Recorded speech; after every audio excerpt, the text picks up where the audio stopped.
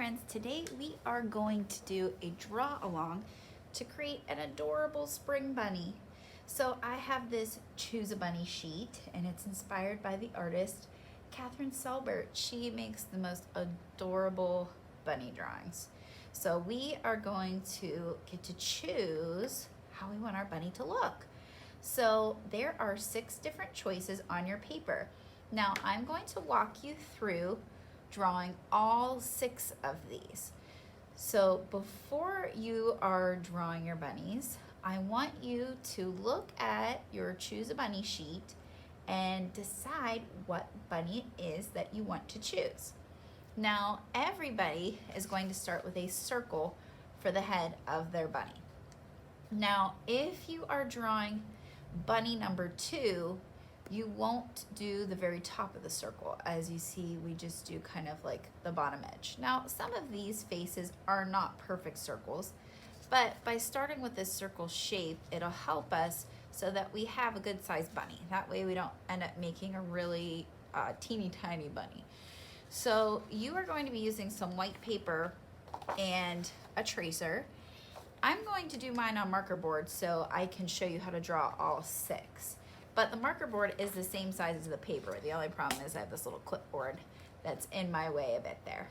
So when you go to trace your bunny head, you don't want to trace the bunny head way at the top of the paper because then you're not going to have room for the ears. Even if you pick bunny number 2 that has the floppy ears, I still want you to have the head down at the middle of your paper. So no matter what bunny you choose, that's where we're going to start today. So you want to hold that circle tight, and friends, we are using Sharpies today. We are not even going to worry about pencil because if we use pencil, I know you're just going to keep erasing. So notice how I move my arm just a bit and I traced around the other side, always pressing down nice and tight so that the tracer does not move. So once you have your circle for your head traced, then you can do all of the other drawings. Now I'm going to move my circle down just because I have this little clip that's in my way. So I'm going to put my circle down even further so that way I can draw the ears pretty good for you. So no matter what bunny you choose, everybody needs to trace a circle. If you are doing bunny number 2, again, remember to only trace about almost the whole bottom, almost up to the top, just not the very top of your circle. Okay, so at this point I will pause the video. You will look at the bunnies, make your pick, and then trace the head. Remember to trace the whole circle if you chose bunny 1, 3, 4, 5, or 6. Leave just the top of the circle open if you chose bunny number 2.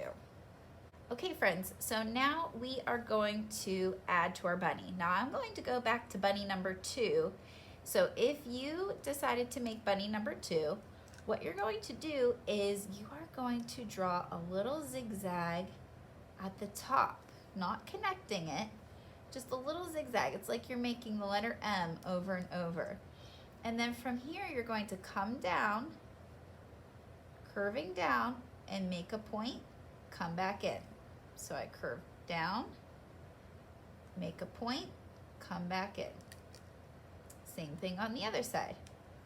Come down, curve down, make a point down here, come back in, or you can come out to connect.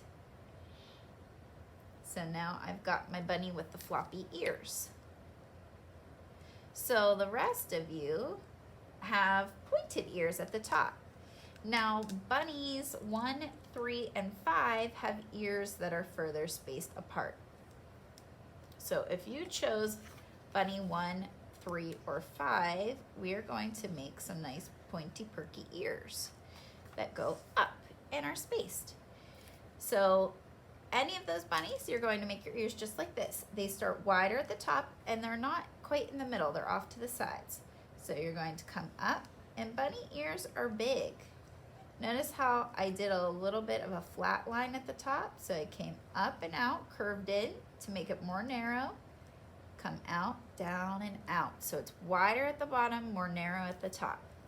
So I'm going to do the other ear, opposite side, Nice tall ear, narrow at the top, wider at the bottom. So now I've got my bunny's ears. So that's for bunnies 1, 3, or 5. Now, if you chose bunny 4 or 6, those ears are closer together. Okay, so bunny number 4 has ears that are very close together, but not quite touching. So this one curves up, comes to a point, comes down. The next ear comes up to a point, comes down, and then this part stays real narrow because we're going to add this little extra part. Comes down and over, and then you add the little lines for the fur inside of the ear. So that's bunny number 4. Bunny number 6 has 2 ears very close together. Coming up, flat top, come up, curve down. So these ears are pretty wide. This line connects to this line for the ear, flat over, curve down. Now what you're gonna do is make a curve that's pretty close to this line here. It curves up and in, and then on this ear, up and in. And then you add the little lines for the little hairs inside the bunny's ear. Okay, now I'm going to show you how to make your bunny's eyes. If you have bunnies 1, 2, or 5, you have some ovals that are off to the sides. The eyes are not close together really on any of these bunnies. So number 1, 2, and 5, all of the eyes are small ovals, and when you color it in, you want to leave a little white space for a reflection. So that could be for bunny 1, 2, or 5. Now, bunnies 3, 4, and 6 have these little lines. So bunny number 3 has a line that comes this way. Maybe not over that far. Let's go in a little bit more, kind of like right underneath the middle of the ears. And a line that curves that way. So this is about the top middle of the circle. So not up too high, not too low. And then the line curves out to make the circle, and then you'll color it in to make the reflection. So now I've got my bunny's eyes for number 3. It's about the same for number 6. Number 4, the eye is just a little bit closer to this side of the head, a little bit further in to make it look like the bunny's kind of looking to the left. So you would just scooch the eyes over just a bit. So now I am going to add some of the lines for my bunny's face if you are bunny number 1 or 5. So bunnies 1 and 5 have lines that come up close to the ears, curve down, and connect to the bottom. So you can make a line however you want to. Remember, you don't have to make these exactly look like the bunny you see.